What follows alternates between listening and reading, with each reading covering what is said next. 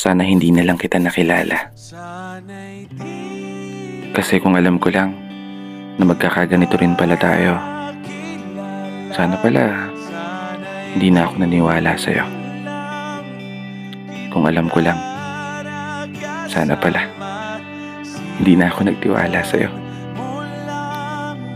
Sana pala nung una pa lang, hindi ko na pinilit itong nararamdaman ko. At sana pala hindi na ako tumitig sa mga mata mo.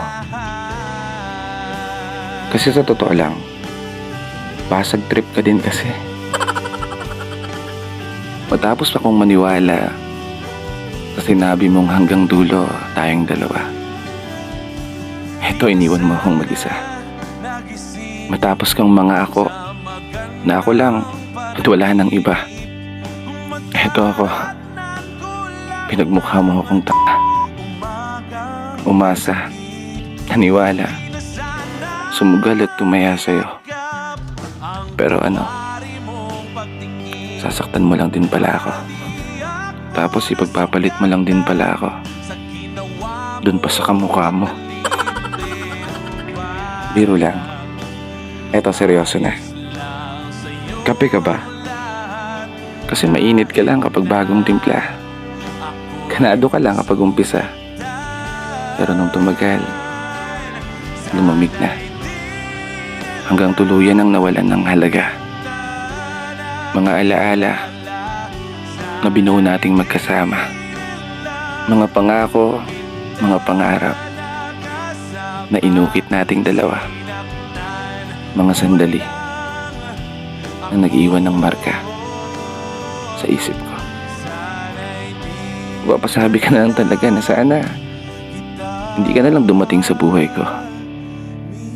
Sana hindi na lang kita nakilala. Kasi kung bibigyan lang ako ng pagkakataon na bumalik sa nakaraan, asahan mo hindi na kita re-replyan. Kasi kung maaga pa lang nalaman ko nang mawawala ka rin pala,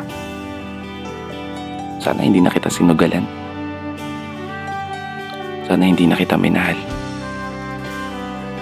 Sana hindi na kita nakilala. At sana hindi ka na dumating sa buhay ko. Pero dahil nandito na tayo, wala akong choice kundi tanggapin ang lahat. At marahil ang tanging masasabi ko na lang,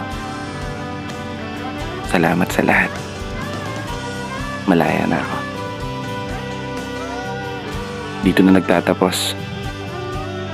Kaya isang pagpupugay para sa lahat ng mga tao na patuloy sumasabay sa hamon ng buhay. Ako nga po pala si Brother Matt at ito ang aking munting tula. Sana nagustuhan niyo.